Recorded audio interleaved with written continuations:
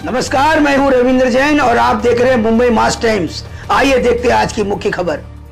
महसूल खात्यामध्ये 23 जे आमचे अतिरिक्त जिल्हाधिकारी आहे त्यांना निवड श्रेणी देण्यात आली आणि पुढच्या काळामध्ये IAS होण्याचा मार्ग 23 अधिकाऱ्यांचा मोकळा झाला।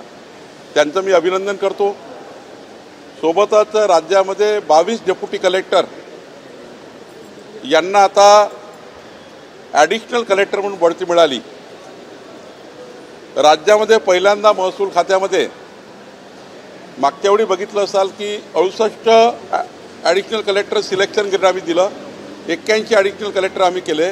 आता आम्ही तातडीनं deputy collector, tehsildar to deputy collector यांच्या बढत्या करतो आहे आणि लवकरच नायब तहसीलदार ते तहसीलदार यासुद्धा बढत्या होत आहे। राज्यामध्ये मागच्या 8-10 वर्षापासून महसूल खात्यात थांबलेले प्रमोशन हे आम्ही करतो आहे आणि पुढच्या काळात जे आमचे क्लार्क आहे त्यांना नायब तहसीलदार होणे आणि असा ते संपूर्ण महसूल खात्याचा पूर्ण जेवढा काही बढत्या मागच्या 10 वर्षात थांबल्या होत्या, प्रमोशन थांबले होते, म्हणजे क्लार्कपासून तर ॲडिशनल कलेक्टरपर्यंत राज्यातले संपूर्ण प्रमोशन करण्याचा निर्णय महसूल खात्याने घेतलेला आहे।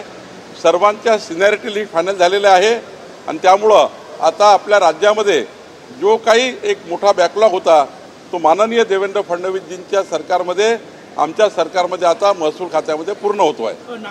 नमस्कार, मैं हूं रविंद्र जैन और आप देख रहे हैं मुंबई मास टाइम्स। आइए देखते हैं आज की मुख्य खबर।